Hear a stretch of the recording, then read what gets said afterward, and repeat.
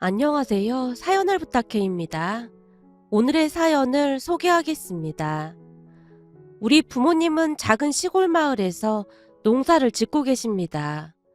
두 분 모두 어린 시절 사는 게 참 많이 힘드셨다고 하는데요. 돈이 너무나 없었던 나머지 결혼하자마자 할아버지 집에 얹혀 살았다고 합니다. 그렇다고 해서 할아버지 집이 많이 크거나 그런 것도 아니었기에 그때 당시에 안채와 조금 떨어져 있는 작은 사랑방에서 신혼생활을 했다고 하네요.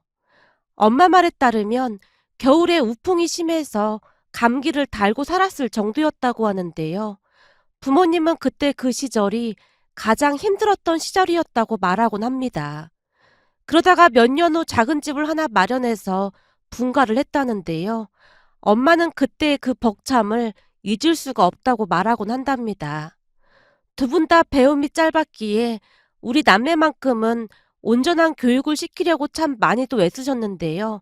당신들 몸이 부서져라 일을 하면서도 우리 남매가 공부하는 모습만 봐도 그저 행복해 하시던 한마디로 참 마음 여리고 순수하신 분들이십니다.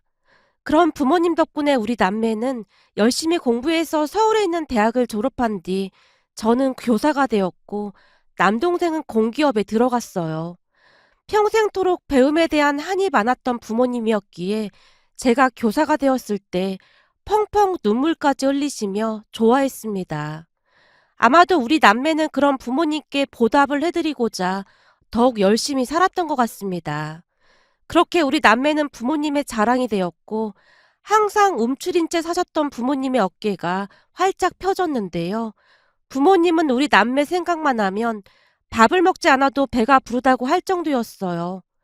그러던 어느 날 부모님에게 뜻밖의 위기가 찾아오게 되었습니다. 그날은 제가 부모님께 남자친구를 소개하기 위해 같이 고향에 내려간 날이었어요. 우리는 남자친구 어머니의 소개로 만나게 되었는데요. 남자친구 어머니도 교사로 근무를 하고 있었기에 평소 저를 마음에 들어 하고 있던 남자친구 어머니께서 우리 둘을 이어주셨습니다. 사실 그렇게 만나게 되면 껄끄러운 부분이 많을 수밖에 없었기에 처음에는 많은 고민을 하기도 했지만 남자친구 어머니는 인성이 참 좋으신 분이었어요. 제가 가장 기억에 남는 장면이 있었는데요. 어느 겨울 교무실이 시끌벅적해서 무슨 일인가 싶어 교무실 안으로 들어갔는데 그곳에는 남자친구 어머니와 다른 교사 한 분이 말다툼을 하고 있었어요. 최 선생님, 적어도 선생님은 그러면 안 되는 거 아닙니까? 그게 무슨 말씀이시죠? 지금 너무하셨다 그 말입니다. 그러니까 제가 뭘 너무했다는 말입니까? 그걸 지금 몰라서 묻는 겁니까? 나 참 이 선생님은 왜 매사 그렇게 삐딱하신 거예요? 최 선생님, 그 말 참 듣기가 거북하네요. 그렇잖아요. 무슨 싸움딱도 아니고 남의 일에 다 참견하고 자신이 무슨 정의의 사도라도 되는 마냥 그러고 살고 있잖아요. 그런데 이 선생님 혹시 그거 아세요? 다들 이 선생님 때문에 불편해하고 있는 거요. 이건 뭐 웬만큼 해야 이해를 하지. 사사건건 다 끼어들어서 훈계질이니 짜증나서 일을 할 수가 있나. 최 선생님이 아니 곱다는 표정으로 남자친구 어머니인 이 선생님을 위아래로 훑어봤어요. 최 선생님, 부모가 없는 아이들이 기댈 곳이 어디 있겠습니까? 그런 아이들에게 우리가 부모 역할을 해줘야 하는 게 아니겠어요? 아직 세상에 나가지도 않은 아이들에게 적어도 우리라도 울타리가 되어줘야 하는 거 아니냐 그 말입니다. 그 애들한테 우리가 얼마나 큰 존재인지 최 선생님도 잘 아시잖아요.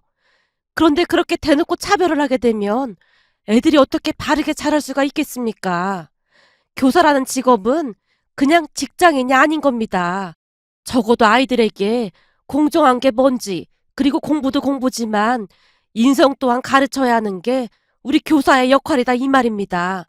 근데 최 선생님은 지금 대놓고 아이를 차별하지 않았습니까? 아니, 이 선생님 말을 너무 함부로 하시는 거 아닙니까? 내가 차별을 하긴 무슨 차별을 했다고 그래요. 방금 최 선생님이 은정이한테 그랬잖아요. 엄마 아빠도 없으니까 네가 배운 게 뭐가 있겠느냐고요. 이게 지금 교육자라는 사람 입에서 나올 말은 아니지 않습니까? 내가 뭐 없는 말 했어요? 맞잖아요. 맨날 준비물도 제대로 못 챙겨오고 숙제도 제대로 못 해오고 지각도 많이 하고 쟤 때문에 얼마나 신경 쓸 게 많은지 알긴 하고 그런 말을 하는 겁니까?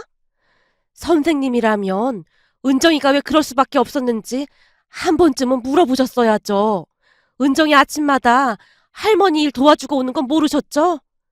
아니 그걸 제가 어떻게 합니까? 애가 말을 안 하는데. 최 선생님이 은정이한테 말할 기회는 주셨고요. 항상 그냥 몰아붙였잖아요. 거기다 오늘은 심한 말까지 했으니 은정이가 얼마나 상처받았겠습니까? 이 선생님의 말에 최 선생님의 얼굴이 시뻘겋게 달아올라 있었는데요. 제가 보기에 최 선생님은 무엇이 잘못된 것인지 전혀 모르고 있는 것 같아 보였습니다. 최 선생님이 이 선생님을 한참 노려보다가는 나가버렸거든요. 그 모습에 다른 선생님들도 수근거렸는데요. 평소 최 선생님 행실에 문제가 좀 있긴 했어. 그렇긴 한데 사실 이 선생님도 조금 지나친 부분이 없잖아 있긴 하지. 생각해봐. 우리가 신도 아니고 어떻게 모든 애들을 다 챙길 수가 있겠어? 그건 아니지. 그래서 담임이라는 게 있는 건데 최소한 담임이라고 하면 반 애들에 대해 알고는 있어야 하는 거지. 라며 다들 한마디씩 하고 있었어요. 물론 저는 이 선생님의 생각이 옳다는 쪽이었습니다. 그렇잖아요. 힘든 시간을 보내고 있는 아이들에게 조금이나마 손을 내밀어 준다면 아이들의 인생이 송두리째 바뀔 수도 있지 않을까 하는 생각을 하곤 했거든요. 그 뒤 저는 이 선생님에게 마음을 빼앗긴 채 많이 의지하며 지냈습니다. 이 선생님 또한 저를 각별히 생각하며 항상 챙겨줬고요.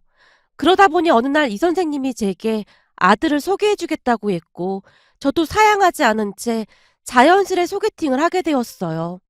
남자친구는 항공우주 관련 연구원으로 명문대 대학원을 졸업한 사람이었어요. 머리가 많이 좋은 모양으로 어릴 때부터 수재라는 소리를 많이 들었다고 합니다. 또한 이 선생님을 그대로 쏙 빼닮았던 것인지 예의 바르고 겸손한 사람이었어요. 덕분에 우리는 금방 가까워졌고 곧 연인 사이가 되었습니다. 그렇게 우리는 3년가량 만나오다 결혼 이야기가 나왔고 그날 우리 부모님께 인사를 드리러 갔었어요. 남자친구가 내려간다고 하자 부모님이 한상 가득 음식을 차려놓은 채 기다리고 있었는데요. 문제는 대화를 하면 할수록 부모님의 안색이 변해가고 있었어요. 그러니까 아버님은 대학 교수시고 어머님도 학교 선생님이시라는 말이네요. 네, 맞습니다. 이런 큰일이네. 순간 엄마의 안색이 창백해지는 듯 하더니 걱정스러운 듯 긴 한숨을 내쉬었어요. 그런 엄마를 보며 남자친구가 마음에 들지 않는 것인가 걱정이 되었는데요. 식사가 끝난 다음 엄마가 저를 주방 안쪽으로 끌고 가더니 최대한 목소리를 낮춰서 말했어요. 너 괜찮겠어? 뭐가 괜찮아? 네 예비 시부모짜리가 보통 자리가 아니던데 괜찮겠냐 그 말이야.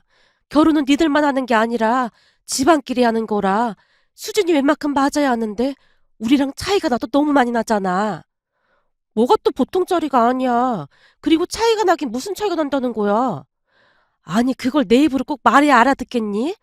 너도 알다시피 네 아빠랑 나는 중학교밖에 못 나왔는데 그것 때문에 괜히 너한테 피해라도 갈까 봐 그렇지. 엄마가 잔뜩 눈치를 보며 말을 하고 있었는데요. 엄마의 말에 갑자기 화가 치밀어 올라 제가 소리쳤어요. 엄마, 무슨 그런 말을 하고 있어. 난 엄마 아빠 창피하게 생각한 적 단 한 번도 없어. 그리고 엄마 아빠를 그렇게 생각하는 집안이라면 난 절대 결혼 안 해. 엄마는 나를 뭘로 보고 그런 말을 하는 거야? 민망하게 왜 소리를 지르고 그래? 엄마는 그냥 걱정돼서 하는 말인데. 엄마, 유준 씨 부모님 그런 분들 아니셔. 정말 좋은 분들이셔. 그리고 우리를 소개해주신 분도 유준 씨 어머님이신걸? 그야 너만 놓고 봤을 때는 어디 하나 나무랄 데가 없으니 그랬을 텐데 우리가 이러고 사는 거 알고 나면 생각이 바뀔 수도 있잖아. 엄마 진짜 이럴 거야? 유준 씨 부모님도 다 알고 계시고 아무 관심도 없으셔. 오히려 엄마 아빠가 우리 남매 잘 키웠다고 칭찬하시는걸? 뭐? 그럼 네 아빠랑 내가 중학교만 나온 것도 알고 있단 말이야? 그렇다니까. 내가 이미 다 말했어.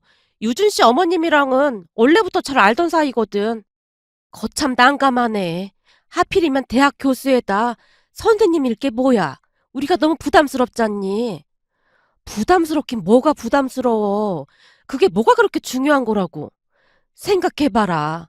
네 큰엄마 큰아빠는 고등학교라도 나왔는데 우리는 고등학교도 못 나와서 네 큰엄마가 맨날 무시하잖니. 그런데 대학 교수님은 우리가 얼마나 하찮게 보이겠냐 그 말이야. 엄마, 오히려 잘 배운 사람들은 그런 행동 절대 안 해. 큰엄마 인성이 잘못된 거지. 큰엄마가 할머니도 엄청 구박해서 돌아가실 때까지 엄마가 모시고 있었잖아. 큰엄마는 인성이 원래 그런 사람이니까 신경 쓸 필요도 없어. 제가 엄마를 안심시켰지만 엄마의 얼굴에는 근심이 가득해 보였어요. 아마도 평소에 고등학교를 졸업한 큰엄마가 우리 엄마를 무시하곤 해서 알게 모르게 주눅이 들었던 것이 아닌가 싶었습니다. 큰엄마는 악랄하기 그지없는 사람이었거든요. 할머니를 모시겠다고 재산을 받아가서는 어찌나 구박을 했던지 할머니가 두 손 두 발 다 들고 도망 나오다시피 했으니까요. 우리 할머니도 참 대단하신 분이었는데요. 큰엄마에게 줬던 재산을 악착같이 다 받아낸 채 돌아가실 때까지 우리 부모님과 함께 살았습니다. 돌아가시기 전 혹시나 큰엄마가 유류분 청구를 할까 싶어 우리 남매와 고모 자식들에게 재산을 증여한 채 세상을 떠나셨어요.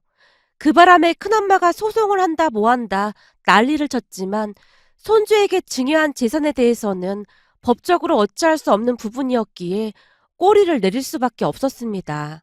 나중에 알고 보니 고모부를 통해 법적인 부분을 다 해결해 놓으셨더라고요. 하지만 큰집과 우리 친정이 10분 거리였기에 간혹 큰엄마가 우리 엄마를 찾아왔는데요. 중학교를 졸업한 우리 부모님을 한껏 무시한 채 막말을 하곤 했어요. 우리는 굳이 그렇게까지 하는 큰엄마의 심리를 이해할 수가 없었지만 큰엄마는 마치 그동안 맺힌 것들을 쏟아내기라도 하듯 엄마에게 막말을 쏟아내곤 했어요. 그렇잖아도 많이 배우지 못한 부분에 대해 한이 맺혀있던 엄마에게는 그런 큰엄마의 말이 큰 상처가 될 수밖에 없었던 것 같습니다. 엄마는 워낙 마음이 여린 사람으로 큰엄마를 끊어내지도 못했거든요. 그랬기에 엄마 입장에서는 더욱 위축이 될 수밖에 없었던 것 같네요.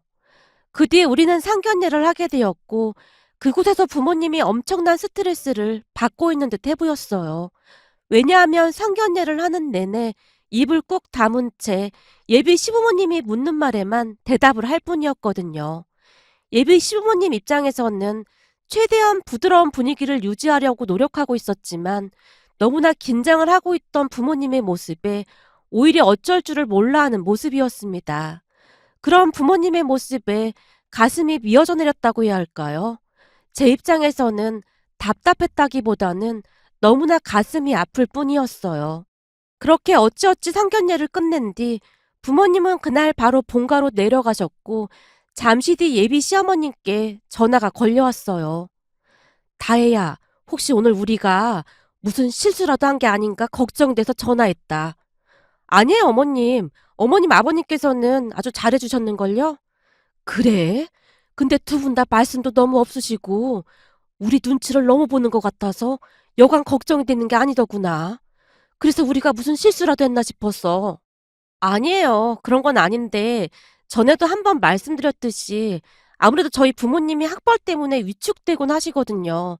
어머님도 그렇고 아버님도 그렇고 학벌이 너무 좋으시니까 혹여라도 실수라도 할까 봐 말을 많이 안 했다고 하시더라고요. 실수할 게 뭐가 있어. 사람 사는 게 다 똑같은 거지. 그래 알았다. 오늘 고생했다. 얼른 쉬어라. 라며 예비 시어머님이 전화를 끊었어요. 그렇게 나중에 알고 보니 우리 부모님이 상견례에 간다는 소리를 듣고는 큰엄마가 득달같이 쫓아와서는 다시 한번 엄마의 길을 꺾어놨던 모양이었어요. 동서, 상견례 간다며? 다혜 시부모는 명문대 나와서 직업도 엄청 좋다며. 근데 동서랑 서방님이랑 대화나 되려나 모르겠네. 생각해봐. 고등학교 졸업한 우리랑도 대화가 될까 말까 하는데 중학교밖에 안 나온 동서랑 서방님이랑은 전혀 대화가 안 될걸. 그니까 상견례 자리 가서 그냥 입 꾹 다물고 있어. 괜시레 동서랑 서방님이 나서서 나불대다가 다혜 결혼 물 건너갈 수도 있으니까. 사실 까놓고 말해서 다혜만 놓고 봤을 때는 어디 하나 나무랄 데가 없는데 부모가 이 모양이니 다혜 입장에서 참 난처하긴 할 거야. 동서랑 서방님 사이에서 그런 아들딸이 어떻게 나왔는지 참 신기하단 말이야. 그러니까 내 말 명심해. 상견례 자리에서 그냥 묻는 말에만 짧게 대답하고 입 꼭 다물고 있으라 그 말이야. 라는 말까지 했다고 하네요. 상견례 당일 엄마에게 꼬치꼬치 캐묻자 엄마가 미안한 듯 큰엄마와 있었던 이야기를 하더라고요. 그런 엄마에게 절대 기죽을 필요가 없다고 다시 한번 안심시키긴 했지만 그 뒤에도 우리 부모님의 행동은 쉽사리 바뀌지 않았고 결혼식을 하는 내내 기가 많이 죽은 듯한 그런 모습이었습니다. 큰엄마의 말 중 부모님 때문에 내 결혼이 파토날 수도 있다는 말에 큰 상처를 받은 듯 해보였어요. 그렇게 시간이 흘러 우리가 아들을 낳고 돌잔치를 하는 와중에도 부모님은 여전히 시부모님 눈치만 보고 있었어요. 그냥 한마디로 시간이 지나도 쉽사리 바뀌질 않았습니다. 그러던 어느 날 우리 아들을 보러 부모님이 올라오셨는데요. 친정 부모님이 올라오셨다는 말에 시부모님이 맛있는 음식들을 정성스레 직접 만들어서 우리 집에 찾아오셨어요. 시부모님은 우리 부모님과 친하게 지내고 싶어 하셨거든요. 그렇게 시부모님이 집 안으로 들어서자 부모님이 안절부절 못한 채 어쩔 줄을 몰라 했어요. 어찌나 시부모님 눈치를 보시던지 결국 시부모님이 음식만 내려놓은 채 집으로 돌아가셨고요. 특히나 시어머님은 그런 부모님의 모습이 안쓰러웠던 모양으로 많이 신경을 쓰는 듯한 그런 모습이었습니다. 그 뒤에도 부모님은 변하지 않은 채 몇 년이란 시간이 지나갔는데요. 그러던 어느 날 시어머님이 제게 친정 근처에 숙소를 예약하라고 말을 했어요. 친정 근처에 괜찮은 펜션 있으면 예약 좀 해다오. 펜션이요? 그래, 왜 그런 거 있잖니. 바비큐도 구워 먹고 마당도 넓은 그런 펜션 말이야. 펜션은 왜요? 설마 여행 가시려고요? 그래, 우리 다 같이 가족여행 가자꾸나. 그곳에 사돈 두 분도 초대하고 말이야. 우리 부모님을요? 어머님도 아시다시피 절대 안 오실걸요? 우리가 직접 모시러 가는데 안 오실 수 있을까? 네? 어머님 아버님께서 친정으로 직접 찾아가신다고요? 그래, 넌 그냥 굿이나 보고 떡이나 먹으면 된다. 나머지는 우리가 다 알아서 할 테니. 참 그리고 내가 우리 아들한테 듣자 하니 사부인이 퀴즈 같은 거 그 뭐더라? 끝말잇기? 그런 걸 엄청 잘하신다며. 네? 아, 네. 전에 할머니 살아계셨을 때 치매가 있으셔서 엄마가 할머니랑 그런 게임 많이 하셨거든요. 그래? 그럼 완전 전문가겠네. 그렇죠. 웬만한 건 다 알고 있을걸요. 제가 여기저기서 찾아서 알려준 것도 많거든요. 그럼 네가 나 좀 도와줘야겠다. 라면 시어머님이 주말에 시댁으로 오라고 했어요. 시어머님의 말에 그 주 주말 시댁으로 갔는데요. 시부모님 두 분이 제게 이것저것을 물어보시면서 심각한 표정으로 뭔가를 작성하고 계셨어요. 두 분 모습을 보며 도대체가 무슨 일인가 싶어 물어봤지만 두 분은 그저 펜션을 예약하라는 말만을 할 뿐이었어요. 그렇게 한 달쯤이 지난 어느 날 우리는 미리 예약한 펜션의 짐을 풀고는 시어머님과 함께 친정으로 향했는데요. 물론 제가 미리 엄마에게 귀뜸을 해놓았기에 시어머님이 방문한다는 사실을 알고 있었지만 아니나 다를까 우리가 친정으로 들어서는 모습을 본 부모님의 얼굴이 새하얗게 변해 있었어요. 우선 엄마가 급히 시어머님을 안으로 모시고는 커피를 드렸는데요. 시어머님이 부모님께 펜션 이야기를 하며 같이 놀러 가자고 설득했고 나중에는 두 분을 정말 억지로 끌고 나오다시피 했습니다. 그때 당시 부모님의 얼굴에는 당혹스러움이 가득해 보였지만 시어머님의 간곡한 요청에 억지로 따라 나서는 모습이었습니다. 펜션에 도착을 해서 보니 시아버님과 남편이 팔을 걷어붙이고는 열심히 고기를 굽고 있었고 식탁에 이런저런 음식들이 준비되어 있었어요. 그렇게 우리는 준비한 음식을 맛있게 먹고는 술도 한 잔씩 마시면서 어색한 분위기를 풀려고 노력하고 있었습니다. 그러다가 잠시 후 시어머님이 부모님께 툭 던지듯 한마디를 했어요. 우리 이렇게 모였는데 게임 같은 거 한번 해볼까요? 게임이요? 저희가 아는 게임이 별로 없어서요. 아닙니다. 이건 누구나 쉽게 할 수 있는 게임이라 다 할 수 있습니다. 사부인 혹시 넌센스 퀴즈라고 들어보셨나요? 넌센스 퀴즈요? 그럼요. 시어머님의 말에 엄마가 반색을 한 채 눈을 반짝였는데요. 아마도 시부모님 앞에서 그런 모습을 보인 게 그때가 처음이지 않았을까 싶을 정도였어요. 그 기세를 몰아 시어머님이 엄마에게 쐐기를 박듯 말했어요. 저는 이 게임을 잘 몰랐는데 얼마 전에 동창회 갔다가 제 친구가 가르쳐 주더라고요. 근데 이게 아주 재밌더라고요. 얼마나 배꼽을 잡고 웃었는지 모르겠습니다. 그렇죠. 저도 우리 시어머님이 치매로 고생하시다 돌아가셔서 이 게임을 같이 하곤 했는데 엄청 좋아하셨답니다. 우리 시어머님이 여장부처럼 성격이 괄괄하셨거든요. 사부인이 이렇게 바른 분이시니 우리 다혜도 그렇게 바를 수가 없답니다. 제가 보자마자 우리 며느리 삼고 싶을 정도였다니까요. 아닙니다. 그렇게 봐주셨다니 그저 감사할 따름입니다. 다만 부모가 많이 못나서 뒷받침을 잘 못해준 것 같아서 항상 미안할 뿐이죠. 사부인, 제가 지금껏 살다 보니 많이 배웠다고 그게 다 옳은 것만도 아니더라고요. 오히려 인성 안 좋은 사람들이 많이 배우게 되면 이건 뭐 사회에 민폐나 끼치고 어찌할 방도가 없더라고요. 그런 사람들의 문제는 그냥 지들만 마냥 잘났고 다른 사람들 말은 아예 들으려고 하지도 않는다는 겁니다. 저는 주변에서 그런 사람들을 워낙 많이 봐서 그런지 많이 배웠다는 게 꼭 옳은 것만은 아니라고 생각합니다. 무작정 지식을 머릿속에 많이 넣기만 한 사람보다는 지혜가 많은 사람이 세상을 움직이게 마련이더라고요. 저는 항상 그렇게 믿고 살아가려고 노력하고 있습니다. 시어머님의 말에 엄마가 고개를 끄덕이며 수줍게 미소 짓고 있었어요. 그렇게 엄마의 마음이 조금씩 움직이고 있었고 제가 넌센스 퀴즈를 시작했습니다. 자, 그럼 바로 퀴즈를 시작하겠습니다. 정답을 아시는 분은 정답이라고 말을 한 뒤 손을 번쩍 들어주시면 됩니다. 다들 이해하셨죠? 그럼 문제 들어갑니다. 첫 번째 문제. 어느 날 갑작스러운 사고로 오이가 죽었다는데요. 오이 묘지의 이름은 뭘까요? 정답! 정답! 이거 너무 식은죽 먹기인데요. 오이 무침! 오이 무침이요? 사부인, 대체 왜 답이 오이 무침이라는 겁니까? 시어머님이 엄마의 얼굴을 바라보며 물었고 엄마가 신나서 대답했어요. 사부인, 오이가 죽어서 무친다. 그걸 줄여서 오이 무침이라고 한 것 같습니다. 세상에나 그렇네요. 어쩜 너무 재밌네요. 그럼 콩나물이 죽으면 콩나물 무침이겠네요.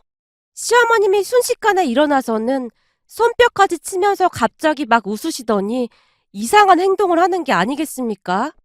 콩나물 팍팍 묻혔냐?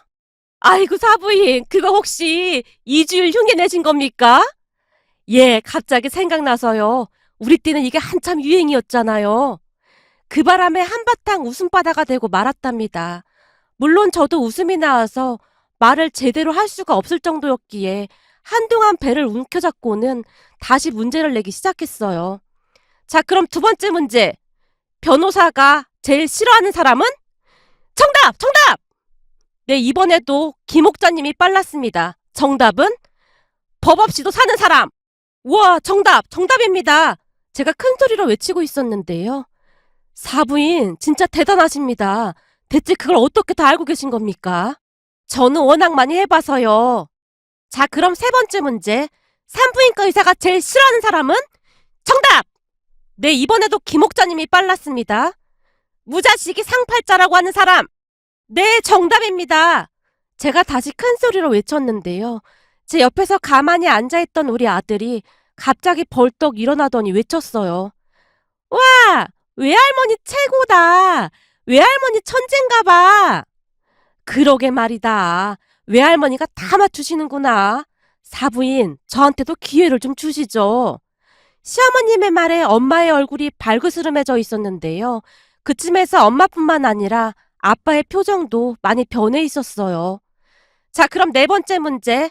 할머니, 할아버지들께서 가장 좋아하는 폭포 이름은? 정답! 정답! 이번에는 시어머님이 번쩍 손을 들고는 자리에서 일어나셨어요. 네, 이번에는 이순복님이 빨랐습니다. 정답은? 나이아가라 폭포! 네, 정답입니다. 사부인도 잘하시는걸요. 아닙니다. 사부인에 비하면 아직 한참 부족합니다. 앞으로 많이 좀 알려주세요. 두 분이서 손까지 맞잡고는 웃고 계셨어요. 자, 이번 게임은 김옥자님의 압도적인 승리였습니다. 그럼 두 번째 게임은 끝말잇기 게임입니다. 끝말잇기 게임은 굳이 설명하지 않아도 잘 아시겠죠? 끝말잇기 게임이라는 말에 시어머님이 엄마에게 말했어요. 사부인, 제가 먼저 운을 띄워도 될까요? 그러시지요. 먼저 말씀해 보시지요. 아까 보니 동네에 경운기가 많이 보이던데 경운기로 하겠습니다. 경운기? 기라, 기쁨! 예? 기쁨이요? 뿜자로 시작하는 단어가 없는 것 같은데. 뭐야? 끝난 거야? 엄마 뭐야? 남편이 불만 섞인 목소리로 말하고 있었고 시어머님이 민망한 듯 웃고 있었어요. 그럼 이번에는 사부인이 먼저 운을 떼보시죠. 저는 강냉이로 하겠습니다. 가만 보자. 이자로 시작하는 말이 이슬입니다. 이젠 끝났습니다. 어마어마하죠? 슬자가 아마 없을 겁니다. 이야, 이건 진짜 어렵네요. 슬자가 뭐가 있을까요? 그쯤에서 엄마와 시어머님은 이미 게임에 푹 빠져있는 듯해 보였고 아빠와 시아버님 또한 흥미진진한 표정으로 구경을 하고 계셨어요. 슬자라. 그게 있었네요. 슬픔! 예? 슬픔이요? 사부인 지금 슬픔이라고 했나요? 가만히 있자. 품이라. 시어머님이 집중을 한 채 품자를 되뇌이고 있던 순간 남편이 냉정하게 외쳤어요. 땡! 이순봉님, 시간초가 땡입니다. 아이고, 저는 사부인한테 못 당하겠네요. 사부인은 어떻게 그렇게 잘하실 수가 있는 겁니까? 그냥 몇 번 가지도 않고 끝내버리시네요.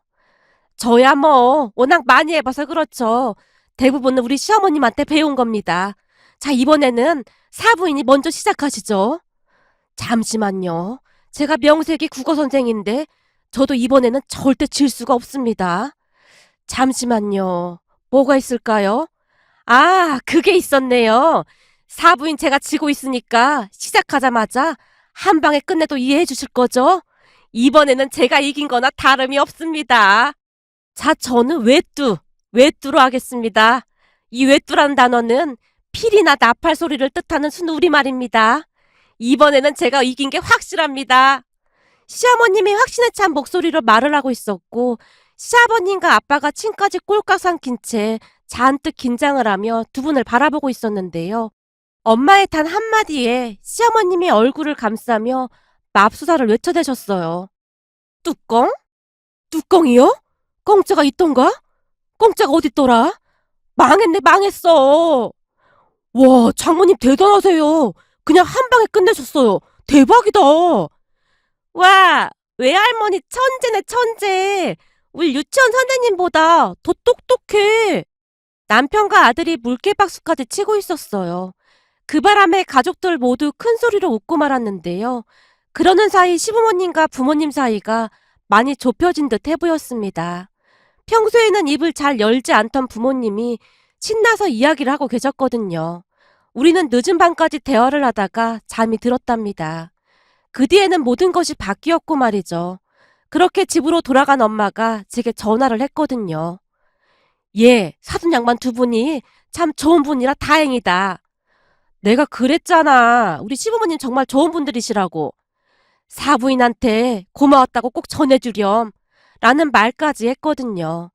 그렇게 시부모님과 부모님은 점점 가까워져 갔고 이제는 시부모님이 친정에 스스럼 없이 찾아가서 같이 삼겹살도 구워 드시고 즐거운 시간을 보내곤 하신답니다. 그러던 어느 날 엄마가 제게 전화를 했는데요. 예, 너 성윤이 결혼식 날 어떻게 할 거냐? 곧 성윤이 오빠 결혼식이었구나. 큰엄마 생각하면 안 가고 싶긴 한데 서울에 사는데 안 갈 수도 없잖아. 참석해야지 뭐. 그나저나 성윤이 오빠 결혼 안 한다고 걱정하더니만 큰엄마 또 엄청 난리치고 다니겠네. 말도 마라.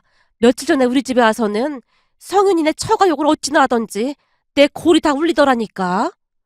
왜? 무슨 일인데 그래? 네 큰엄마한테 들어보니 성윤이 예비 장인 장모가 전문대를 나온 모양인데 상견례에서 그것 때문에 네 큰엄마 큰아빠를 그렇게 무시했다지 뭐니? 무시할 게 뭐가 있다고 무시를 해? 내 말이 그 말이야. 당신들은 정문대 나왔는데 네 큰엄마 큰아빠는 고등학교밖에 못 나왔다고 그렇게 얕잡아봤다지 뭐니. 엄마가 혀까지 차면서 큰엄마 이야기를 했는데요. 부하가 나긴 났던 모양인지 큰엄마가 엄마에게 하소연까지 하더랍니다. 아니 지들이 잘났으면 얼마나 잘났다고 그 난리야. 가만 보면 무식한 것들이 꼭 그런다니까. 이게 말이야. 벼는 익을수록 머리를 숙인다는 말도 있는데 사람들이 그리 살면 안 되는 거야. 뭐 별로 차이도 안 나는구만. 말끝마다 대학 그러면서 아주 난리도 아니었다니까. 라는 말을 하다가 갔다고 하네요. 엄마의 말을 듣던 제가 기가 막혀서 한마디를 했어요. 참네. 뭐 묻은 개가 뭐 묻은 게 나무란다고 그동안 큰엄마가 한 건 생각도 안 나나 보네. 내가 보기엔 큰엄마랑 아주 똑같은 사돈을 만났네. 앞으로 볼만하겠다. 사실 이런 말 하면 안 되는 건 아는데 네 큰엄마 말 듣는데 속이 맺혔던 게 쑥 내려가는 것 같지 뭐니. 그리고 그런 얘기 듣고 보니 우리 사돈 양반 두 분이 얼마나 경우가 있는 분들인지 그냥 다 감사한 마음이 들지 뭐냐. 그니깐 항상 시부모님한테 잘해. 세상에 그런 분들이 어딨겠어. 전에 펜션에서도 말이야. 사돈이 일부러 그런 게임한 거 다 알고 있었다. 뭐야, 엄마 알고 있었어? 그래. 이래봬도 엄마가 눈치는 백단이야. 네 아빠랑 나랑 기 살려주려고 한 걸 우리가 어떻게 모를 수가 있겠니? 사실 그날 고마워서 엄마 혼자 얼마나 울었는지 몰라. 세상에 네 시부모님 같은 분들 없으니까 항상 잘해야 한다. 알았어, 엄마. 그니까 엄마 아빠도 앞으로 눈치 보고 그러지 좀 마. 우린 엄마 아빠가 정말 자랑스럽단 말이야. 그래, 고맙다. 엄마의 목소리가 촉촉하게 젖어 있었습니다. 지금도 시부모님은 자주 친정 나들이를 하고 계신답니다. 그리고 여전히 네 분이서 게임을 한다고 하는데요. 요즘은 우리 시어머님 실력이 아주 많이 늘었다고 하네요. 그런 모습을 보고 있노라면 그렇게 마음이 따뜻해질 수가 없답니다. 이 자리를 빌어 시부모님께 감사하다는 말씀을 다시 한번 드리고 싶습니다. 오늘의 사연은 여기까지였습니다.